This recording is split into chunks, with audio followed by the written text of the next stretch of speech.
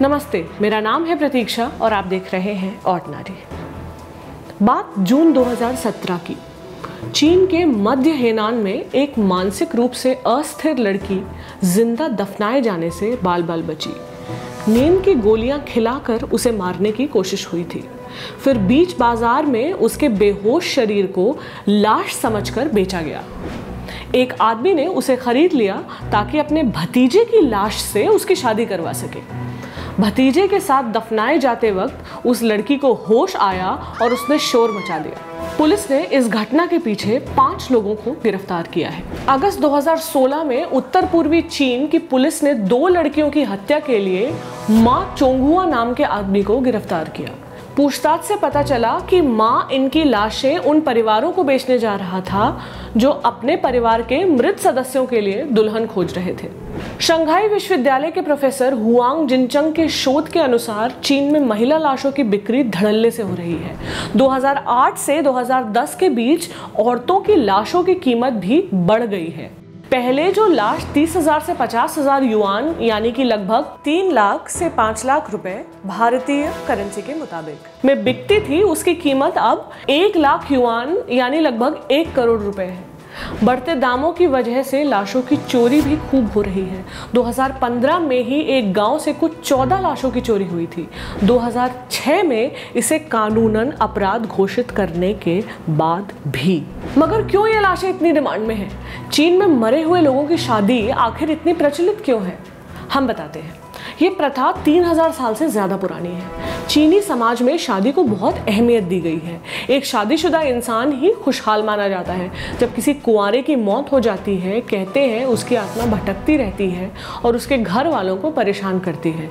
इसलिए उसके मरने के बाद उसकी शादी एक और मृत व्यक्ति से कर दी जाती है ताकि उसकी आत्मा को अकेले न रहना पड़े। यह परंपरा कई कारणों से मनाई जाती है। अंधविश्वास एक वजह जरूर है। कुछ लोग इसे इसलिए मानते हैं ताकि उनके घर वाले भूत प्रेत बनकर उन्हें सताने ना आए।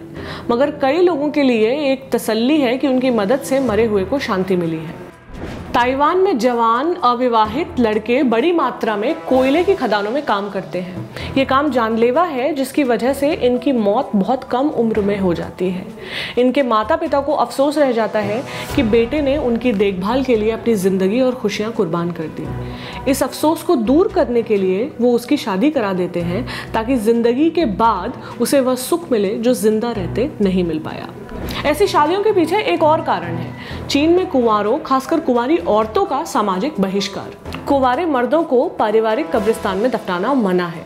कुंवारी औरतों का तो अंतिम संस्कार करना ही मना है। मरने के बाद इनकी शादी कर दी जाती है ताकि इज्जत से दफनाया जा सके।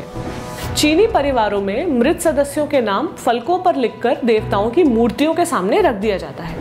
मृत औरतों के नाम के फलक उनके ससुराल में रखे जाते हैं। उनके मायके के लोग इसे नहीं रख सकते, इसलिए इन औरतों की शादी कर दी जाती है ताकि उनका नाम भी सम्मान से देवताओं के सामने रखा जाए। ये शादियां पहले 2 मरे लोगों के बीच होती थी, मगर बाद में एक जीवित और एक मृत इंसान के बीच भी होने लगी। जिनके प्रेमी या प्रेमिका की अकाल मृत्यु हो चुकी है, वे उसकी आत्मा से ब्याह रचा लेते हैं। कोई मर्द कुंवारा मर जाता है तो उसकी शादी एक जीती जागती औरत से कर दी जाती है ताकि उसके माता पिता को बहू मिल सके।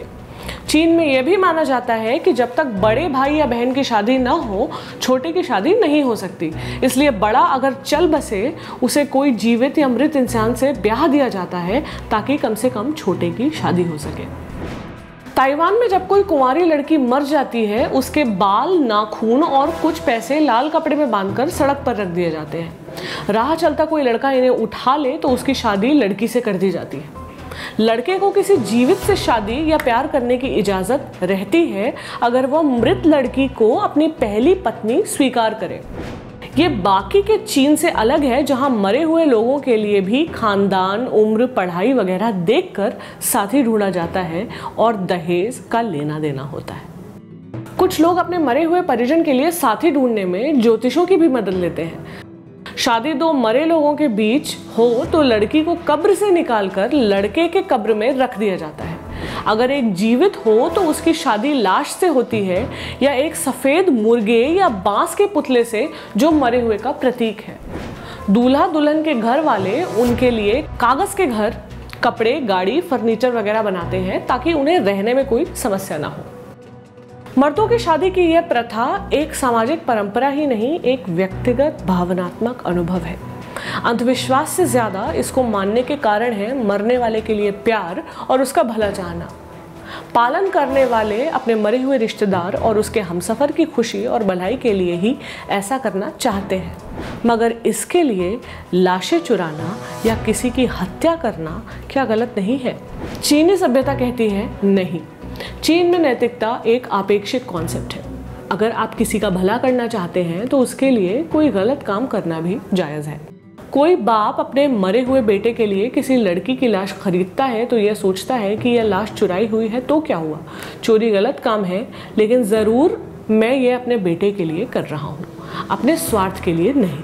अपने परिवार और समाज की आंखों में मैं एक अच्छा पिता और एक अच्छा इंसान हूँ। चीन की साम्यवादी सरकार धर्म और अंधविश्वास से जुड़े रिवाजों को दुत्कारती है और जनता को विज्ञान और युक्तिवाद की राह पर चलने के लिए प्रोत्साहित करती है। फिर भी इस प्रथा के खिलाफ कोई कदम नहीं उठाए गए हैं। यह रिवाज लोगों की आस्थाओं से जुड़ा है जरूर, मगर असामाजिक तत्व चोरी और हत्या जैसे काम कर इससे अपना फायदा निकाल रहे हैं। इसलिए ये प्रथा एक परंपरा से समाज के लिए एक खतरा बन गई है।